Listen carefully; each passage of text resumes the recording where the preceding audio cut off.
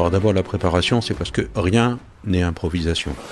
Quand on improvise, c'est la porte ouverte à tous les dangers. La compréhension de l'adversaire, c'est de dire, si j'étais à sa place, comment est-ce que je ferais ? Eh bien, tu commences à avancer dans les modes qui sont les modes opératoires qui te sont propres. Quand les Twin Towers se sont effondrés, tout le monde a dit, mais comment ils n'ont pas compris ? Il y en a qui se formaient à gauche et à droite, à piloter des avions, etc. Il y avait des signaux faibles. Mais ils n'avaient pas la sensibilité de capteur pour que ça allume des petites lampes et dire attention à ces signaux faibles. La guerre du temps, c'est pas forcément de dire on fait tout plus vite. La guerre du temps, ça peut être aussi je veux que ça traîne parce que j'ai besoin de un quart d'heure, j'ai besoin de 20 minutes, donc c'est moi qui imprime le déroulé. L'instructeur au début nous avait dit il ne faut jamais confondre vitesse et précipitation. Donc quand tu fais des trucs en vitesse, c'est là où tu dois prendre ton temps pour le faire, et plus tu seras habitué à le faire et plus tu iras vite. Que ce soit l'entreprise ou que ce soit une unité, je veux dire, on a fait la mission mais demain il y en a une autre.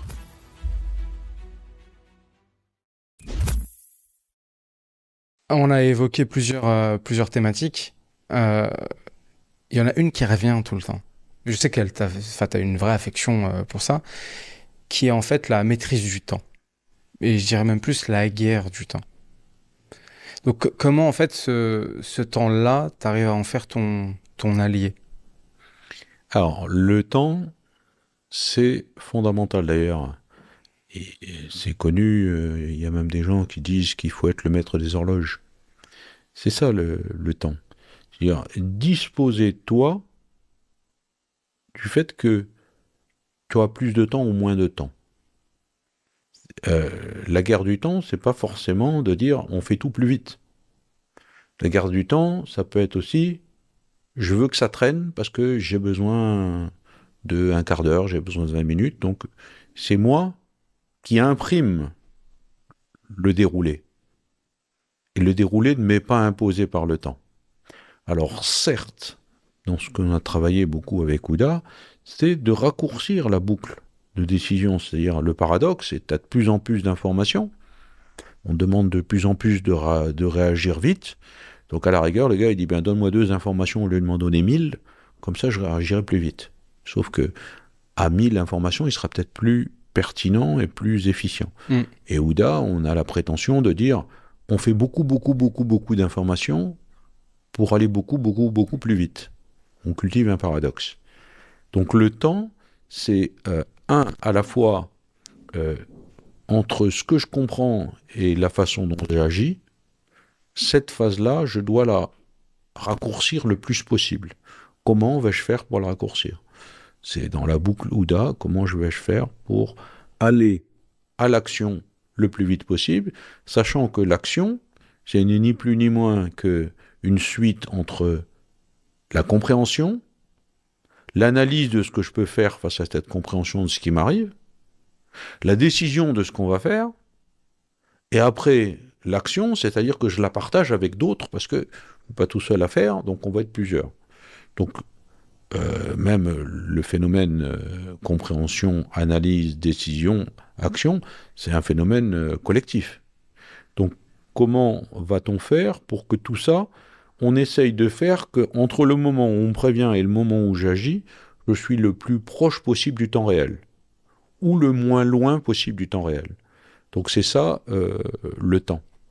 Mais le temps, comme je le disais au départ aussi, c'est de dire, j'ai besoin de temps. Parce que pour aller d'un point A à un point B, ça va me prendre un quart d'heure ou 20 minutes pour faire la mise en place de mes gars, ça va me prendre 20 minutes, donc il faut que je gagne du temps. Alors d'un côté, je vais dire, il faut que j'aille plus vite, et de l'autre côté, Faut que tu gagnes du temps. Ils disent, faut que je ralentisse sans que ça me pénalise. Comment tu fais pour faire ça ? Alors, il y a une des premières choses, c'est le négociateur. Négocier, c'est vraiment être le maître du temps. C'est-à-dire qu'on voit toujours dans les films, si vous ne faites pas ça avant midi, donc tu sais que tu as une deadline à midi. Jusqu'à midi, un des rôles du négociateur, ça va être d'acheter du temps. Dire non, on va essayer d'aller jusqu'à 13h. Bon, le négociateur est aussi une façon de faire que tu peux acheter du temps. Donc ça, c'est pour gagner en temps. Sachant qu'on aura peut-être une prochaine fois une occasion de discuter sur ce qu'est la négociation. La négociation, c'est qu'une boîte à outils pour te permettre d'avoir les informations du Houda. C'est-à-dire de dire, oui, certes, ils peuvent t'aider à résoudre une situation, mais c'est qu'une des briques dans ta boîte à outils Pour pouvoir arriver à l'objectif final. pour avoir aussi des informations sur ton adversaire, on en préparait tout à l'heure, préparer à chaud, de comprendre comment on réagit, de comprendre quel est son objectif, de comprendre sa psychologie, de voir où il veut aller, de comprendre géographiquement où il est, etc. Donc c'est une source énorme de renseignements.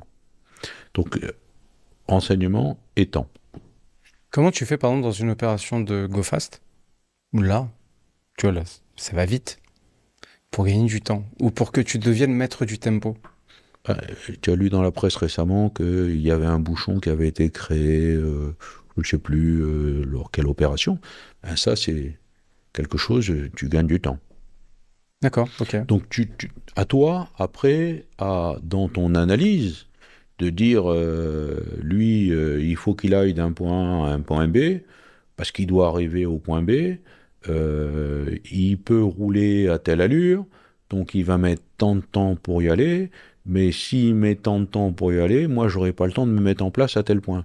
Donc, comment je vais faire pour le ralentir? Oui, oui, c'est. Parce que tu vois, je fais l'analogie avec le monde civil. On court tous après le temps, tout le temps. Et en fait, bah, là, comme tu l'as dit, tu es capable d'en rajouter. Tu es capable, en fait, de concentrer certaines actions. Serait quoi les conseils que tu donnerais, en fait, pour. Parce que j'ai l'impression qu'on l'oublie dans le monde civil, qu'en fait, il faut être maître du temps. C'est-à-dire qu'on essaye de. Ok, le client est pas content, vite, vite, faut. Ce qui prenait 3 jours, faut le faire en 2 heures. Alors, la première chose, c'est on revient toujours aux fondamentaux de ce qu'on discute. La préparation, ça te permet de gagner du temps. Celui qui n'est pas préparé, qui va improviser, on disait tout à l'heure, on parlait du Sénat. Bon, si j'ai un problème au Sénat, je vais au Sénat et je me dis, ah mais la porte du Sénat, comment est-elle faite? Je vais dire, ben, il faut que j'aille voir la porte, il faut que je pose des questions, il faut que je trouve le responsable des services généraux qui me pose, je lui pose la question. Bon, tu vois, là déjà, si tu t'es préparé, tu as gagné du temps. Après, la deuxième chose, c'est de voir, toi, euh, ton échelle de temps par rapport à son échelle de temps. On n'a pas tous la même échelle de temps. Quand tu as ton client, comprends quel est l'objectif de ton client et son échelle de temps. Son échelle de temps, c'est peut-être pas la tienne. Son échelle de temps, c'est de dire, moi, j'ai besoin de ça pour telle et telle raison sur mon site industriel ou dans ma ville ou dans mon entreprise. Donc, tu comprends qu'il a une deadline dans un mois ou dans 15 jours. Donc, plus tu comprends la stratégie et les inputs et les contraintes de ton adversaire, peu importe comment tu Oui, en l'appelles, fonction de l'objectif, ouais. de l'autre, plus tu peux t'adapter. Parce que son temps n'est pas ton temps. Ouais. Et ce qui, tu vois, c'est à chaque fois quand on va parler de manque de temps, forcément derrière, tu vas mettre en fait, faut que j'aille plus vite. Oui. De toute Alors façon, que le manque c'est de pas temps, c'est forcément toujours le pour cas. toi, hein, c'est pas pour les autres. Ouais, c'est vrai. Tu dis, on manque de temps. Oui, je manque de temps. Tu dis pas, ouais, les autres, ils manquent de temps. Ouais, bon, non. Donc, le manque de temps, c'est d'abord toi. Donc, tu cherches désespérément comment tu peux aller plus vite. Mais c'est pas parce que tu vas plus vite que tu dois sauter des étapes. Je comprends bien. Alors, ce manque de temps, il va créer un autre phénomène, les émotions. Je vais manquer de temps, donc je vais stresser, je vais être en panique, je vais faire des erreurs. Et il y a quelque chose que vous gérez vachement bien quand même dans, dans les unités spéciales, c'est cette gestion des émotions. Comment tu fais pour rester lucide au moment où en fait tu as une sorte de chaos autour de toi? On revient à deux choses. C'est tout ce qui est en amont, qui est la formation, le collectif. Tu sais, la confiance irradie de la confiance. Quand toi, tu as confiance en toi, que tu as confiance dans ta technique, que tu as confiance dans ta tactique, dans tes équipements, que tu as confiance dans les autres, les gens qui vont venir à ton contact vont dire waouh, tu viens de le dire, ça donne confiance. Alors la confiance ne veut pas dire de toute façon on est les plus forts, on va gagner, mais c'est simplement de dire on pose, on réfléchit et quand j'ai commencé ma formation il y a très longtemps, ma formation militaire hein, à Saint-Cyr, quand on faisait le montage, démontage des armes, on mettait une arme et puis il fallait la démonter, la remonter, puis c'était chronométré. L'instructeur au début nous avait dit il ne faut jamais confondre vitesse et précipitation. Donc quand tu fais des trucs en vitesse, c'est là où tu dois prendre ton temps pour le faire et plus tu seras habitué à le faire et plus tu iras vite. Mais si tu veux du premier coup aller vite, la pièce va bloquer, tu vas chercher à aller en force et ça ne va pas passer. Donc la confiance irradie de la confiance et des unités spéciales, quand elles interviennent, le donneur d'ordre qui a fait appel à l'unité spéciale, c'est parce qu'il est débordé, le pauvre. Il n'a pas d'autre solution que de faire appel à cette unité spéciale. Donc si elle arrive et qu'en plus, elle irradie du stress, le mec il va être doublement stressé. Ça va pas le faire. Donc si elle arrive et qu'elle génère de la confiance, le gars il dit ah, a priori ça va être super dur, je stresse, mais bon, Ouais, déjà, tu arrives à j'ai le meilleur descendre. chirurgien pour m'opérer, a priori on a toutes les chances de notre côté.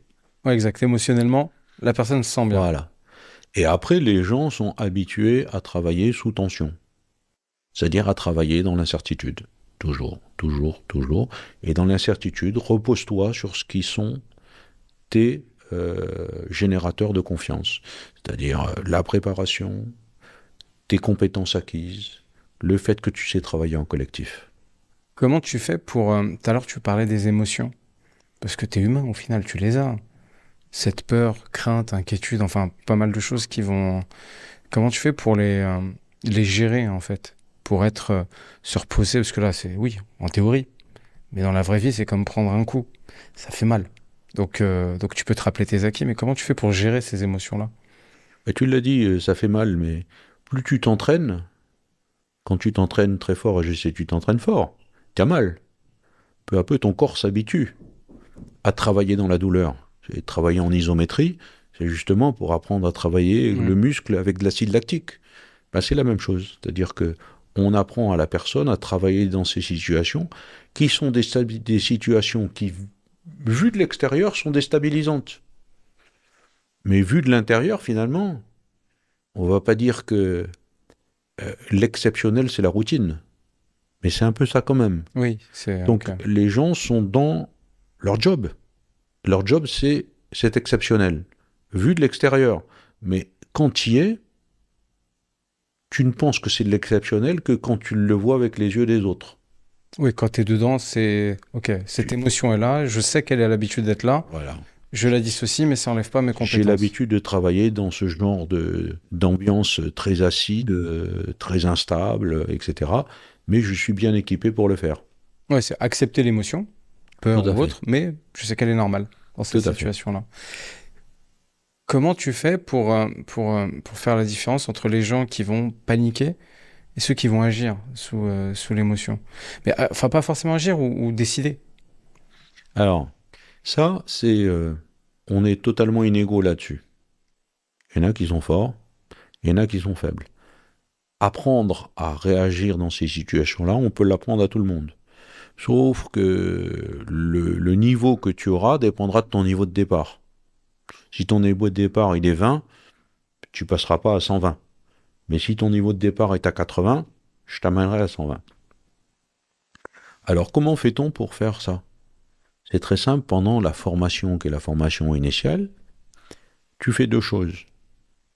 Tu exténues les gens physiquement et tu les empêches de dormir. Ok. Et dans ce cas-là, quand en plus ils vivent dans l'incertitude de savoir si on va aller dormir, on va aller prendre une douche chaude, ou bon, ils savent pas, la situation dans laquelle ils vivent se rapproche fortement de la situation de stress dont tu parles. Et donc tu vas les apprendre à vivre ça au quotidien et à travailler dans cette ambiance-là, cette ambiance délétère. Enfin, délétère. Cette ambiance très particulière. Donc, tu vas générer chez eux l'extrême fatigue et le manque de sommeil. Ça aboutit un peu pour l'être humain à la même situation. Tu es irritable, t'as envie de t'arrêter, le culte de la mission. Euh, donc tout ça fait que tu te rapproches de la situation réelle et en fait, ben, on t'entraîne à travailler dans dans ce climat physiologique. Ouais, si je fais, c'est marrant. Si je fais un transposage, tu vois, au monde entrepreneurial, tout à l'heure tu parlais de vitesse et précipitation, ça me fait penser, tu vois, à certaines erreurs de start-up qui veulent des clients très rapidement et du résultat très rapidement, mais qui sont dans la précipitation, ça va marcher, mais ils sont pas allés vite. C'est qu'en fait, leur business model n'a pas été testé.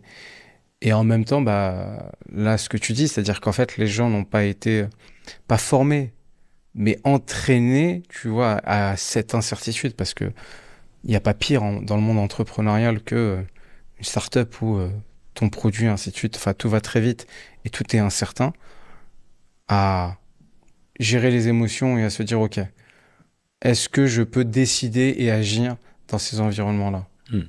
Et ça, dans ce monde d'incertitude, il te faut des points de référence, des bouées sur lesquels tu puisses t'accrocher, et sachant que tu veux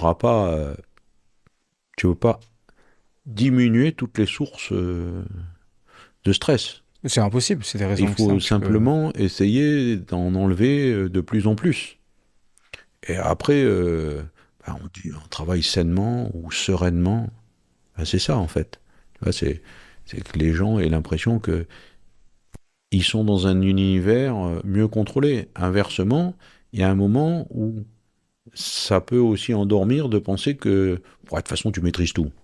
Et c'est ce que j'allais dire, c'est que t'en as beaucoup qui sont, tu vois, pour... Il y en a qui vont te dire, il te faut une charge mentale basse, et d'autres qui vont te dire, non, il te faut une charge mentale élevée. Il faut que tu vives avec. Parce qu'en fait, ça va t'entraîner à devenir meilleur. Charge mentale basse, en fait, te garde dans cette zone de confort et la régression, enfin, stagnation égale régression. Alors, tu sais, la phrase, même si je l'aime pas trop, elle est bien connue, c'est sortir de sa zone de confort. Sauf que dans le cas précis, on habitue les gens à être dans l'inconfort. Dans l'inconfort constant, ouais. Après, être dans l'inconfort permanent, au bout d'un moment, peut être confortable parce que les gens trouvent que finalement ils sont dans le rouge, mais ils sont habitués à être dans le rouge. Là,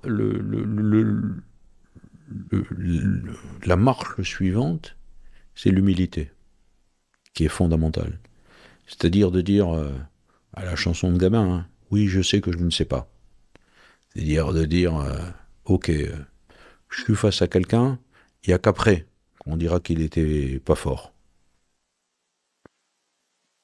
Même une petite opération peut être une grosse opération, et tu peux avoir un mort en opération sur ce qui serait peut-être une toute petite opération. Il n'y a qu'après que tu dis. Donc cet inconfort peut être... bah, les gens, ils sont habitués à travailler avec le goût de l'effort. Bah, ça ne les dérange pas d'être vivre dans le stress, etc. Inversement, ils peuvent soit y prendre goût, et là aussi il faut pas qu'on ait été tête brûlée. Et la deuxième chose, c'est de dire, ben non, regarde, tout le monde dit qu'on est champion du monde, oui, on est champion du monde, et le lendemain, ben, tu perds contre une équipe de 5e division. Oui, c'est tous les biais extérieurs cognitifs.